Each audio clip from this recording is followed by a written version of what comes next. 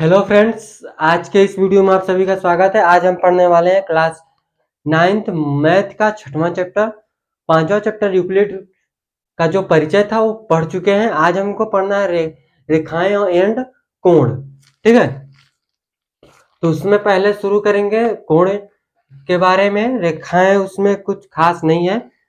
ठीक है, तो कोण देखेंगे। अध्याय आपका 6 है, तो लिखते हैं पहले।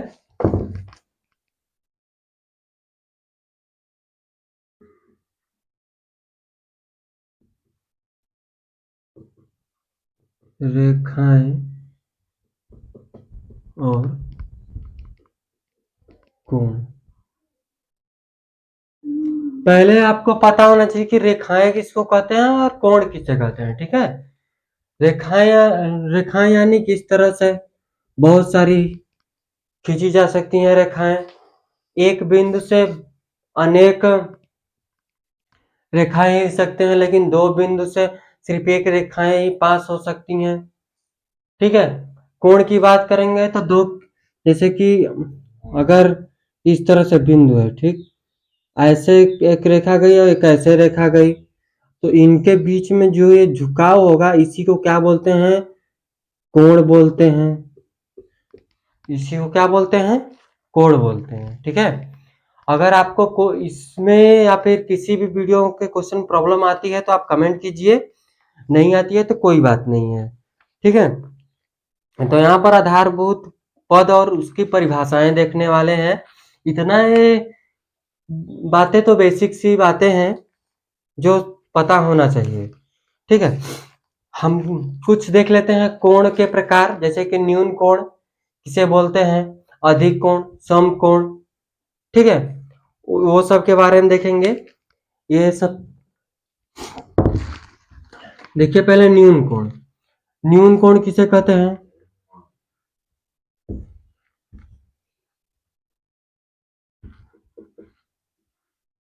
न्यून कोण। न्यून कोण का मतलब क्या है कि 0 से अधिक और 90 से कम। यानी कि देखिए, यह क्या होता है, 90 डिग्री का होता है। 90 डिग्री से कम और 0 से अधिक के बीच में जितना भी एंगल बनेगा उसको क्या बोलेंगे? न्यून कोण। क्या बोलेंगे? न्यून कोण। ठीक है, तो आप लिखेंगे क्या कि 0 डिग्री से,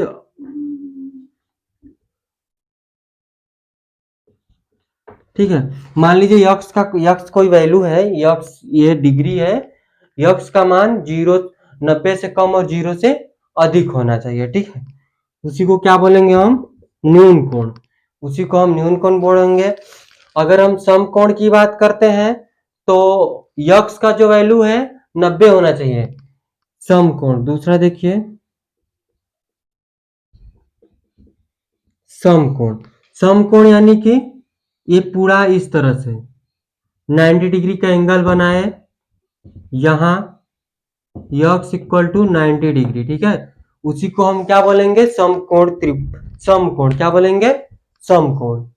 इतना आपको पता होना चाहिए। ये सब बातें क्लास 8 या 7 6 में भी बता दिया जाता है सबको। ठीक है, कि न्यून कोण, समकोण, त्रिभुज त्रिभुज सॉरी कोण किसे कहते हैं। ठीक है, आगे है अधिक कोण। आगे है अधिक कोण। अधिक कोण। अधिक कोण किसे कहते हैं ना? देखिए, ये होगा 90 डिग्री, ये होगा 180 डिग्री।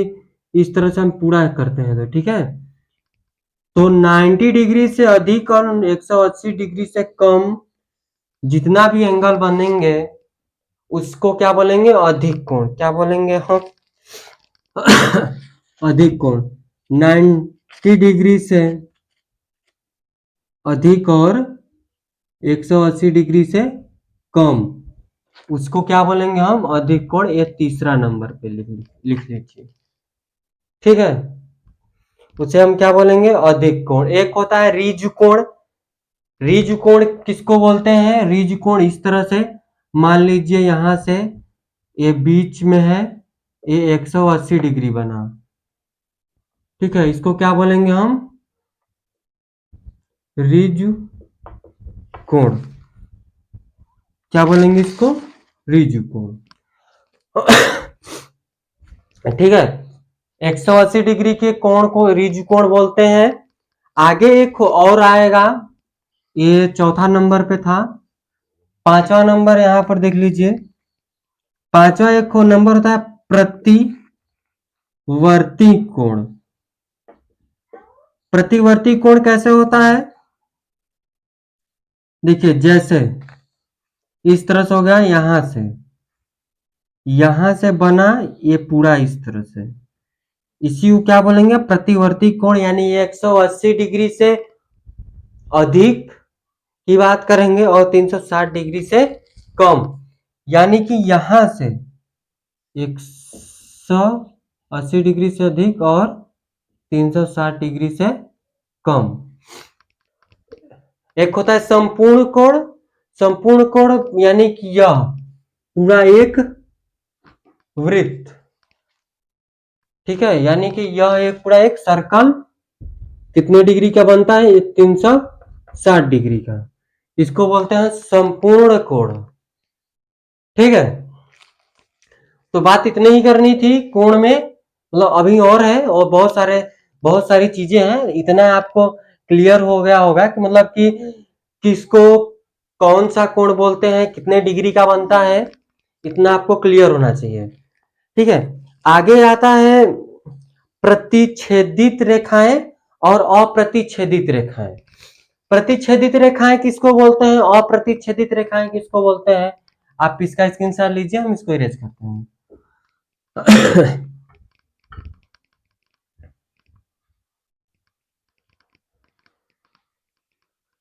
देखिए, प्रतिच्छेदित रेखाएं का क्या मतलब है, जैसे ये रेखा है, ठीक है, यह रेखा है, इस रेखा पे इस तरह से आकर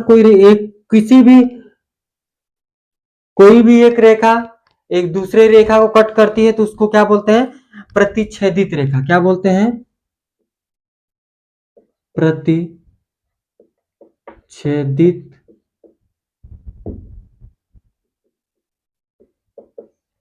रेखाएं। ठीक है, उसको क्या बोलेंगे, प्रतिच्छेदित रेखाएं।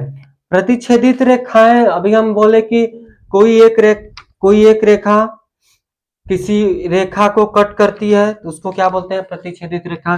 जैसे कि ये मान लीजिए कि ए और बी है, ए यम और यन है, तो हम ये बोल सकते हैं कि ए बी जो रेखा है, ए बी जो रेखा है यम यन को प्रतिच्छेद करती है, या फिर यम यन जो रेखा ए बी को प्रतिच्छेद करती है।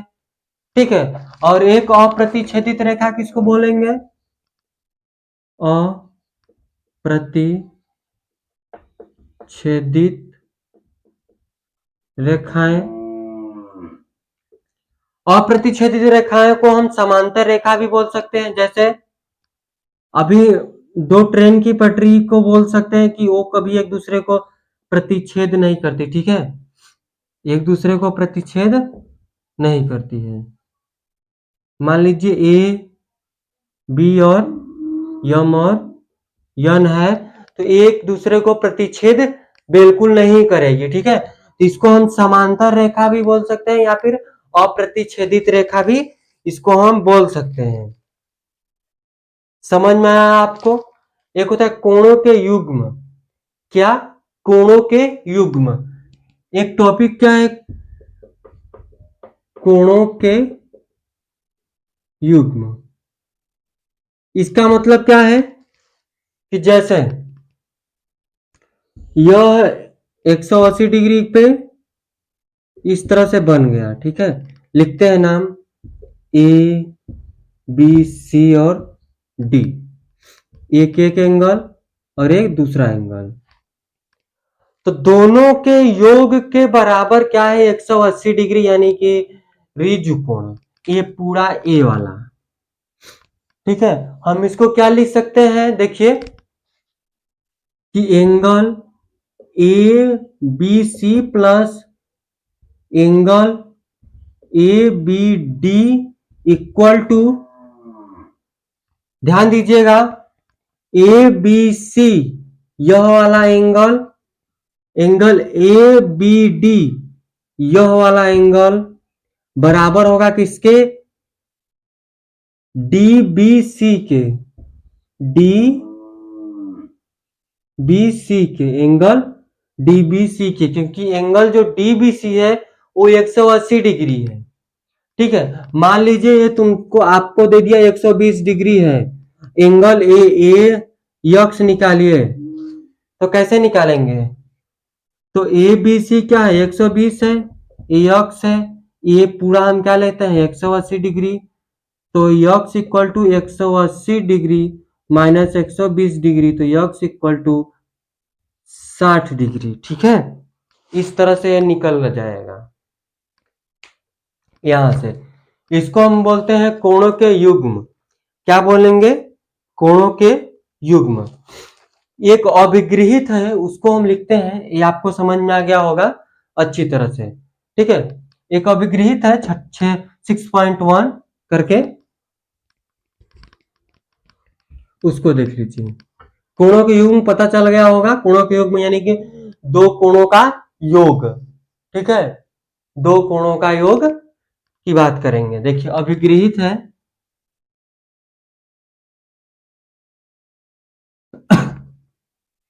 अभिगृहित 6.1 बोला कि यदि एक किरण एक रेखा पर खड़ी हो तो इस प्रकार बने दोनों आसन कोणों का योग 180 होता है। लिखा है यदि यदि एक किरण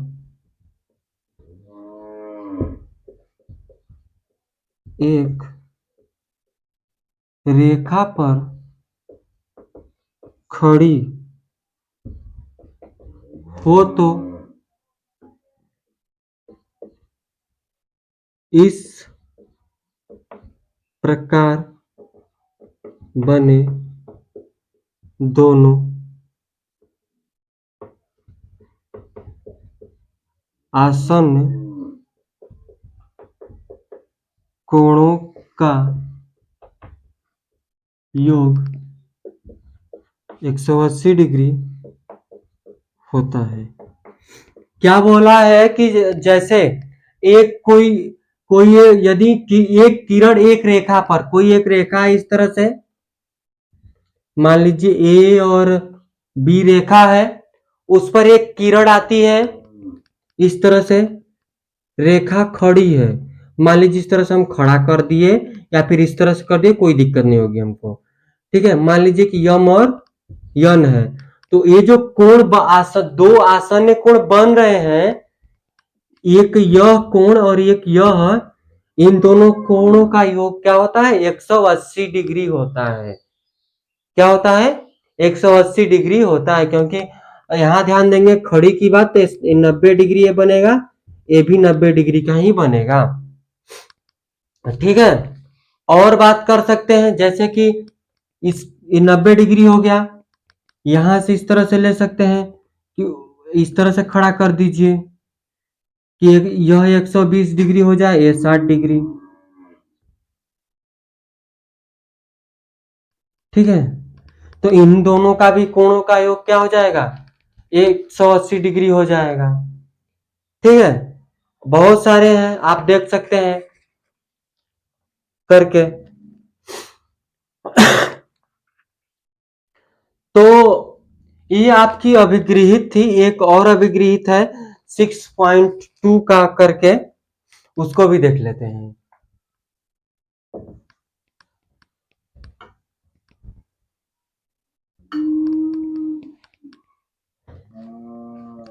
6.2 का अभिगृहित क्या बोलता है कि यदि दो आसन कोणों का योग 180 है तो उनकी उभय निष्ठ भुजाएं एक रेखा बनाती बनाती है। तो उसको भी देख लीजिए। ठीक है, एक देखते हैं,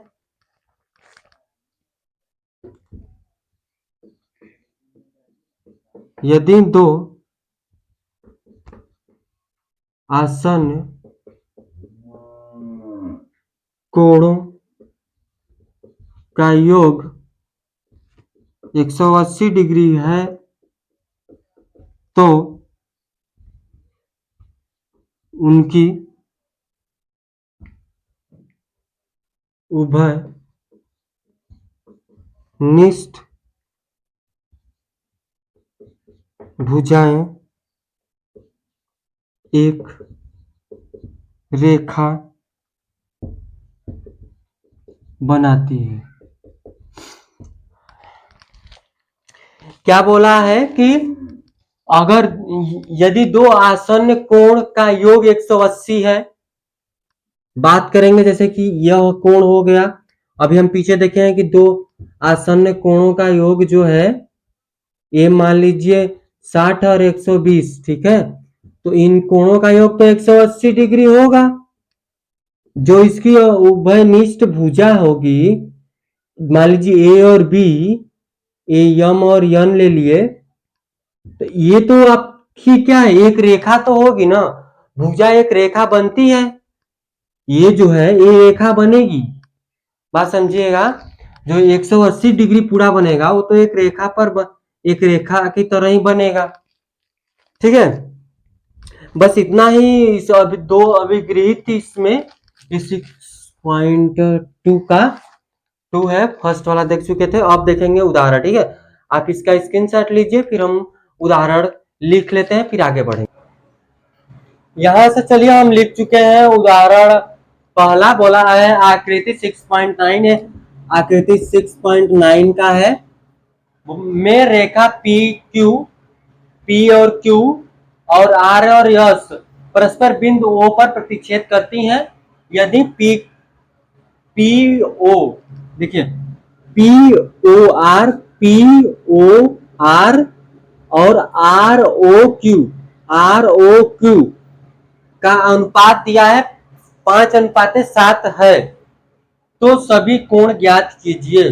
ध्यान दीजिएगा, इधर हल करेंगे, पी क्यू आर अनुपाते एंगल है, आर ओ क्यू का क्या दिया है 5.7, ठीक है। कोण ज्ञात करने के लिए क्या करेंगे हम, इन दोनों को पहले जोड़कर नीचे रखेंगे, जिसका निकालना है उसको ऊपर रखेंगे, ठीक है। जैसे कि हमको पी क्यू आर का निकालना है, तो इसको जोड़ेंगे 12 आएगा, नीचे रखेंगे, 5 वाला निकालना है, 5 को ऊपर रखेंगे और 180 से गुणा कर देंगे, ठीक है। किससे, 180 से गुणा कर देंगे। इसको काटिए, इससे आप इसको काटते हैं तो 15 बार में कट जाएगा, ठीक है। 15 बार में 15 का इसमें गुणा कर देंगे हम, 75 आएगा, 75 डिग्री आएगा, कौन सा, P Q R, sorry P O है, ठीक है, पी ओ आर कितना हो जाएगा 75 डिग्री, ठीक है। फिर उसी तरह से इसको भी निकालेंगे, आर ओ क्यू को, तो 7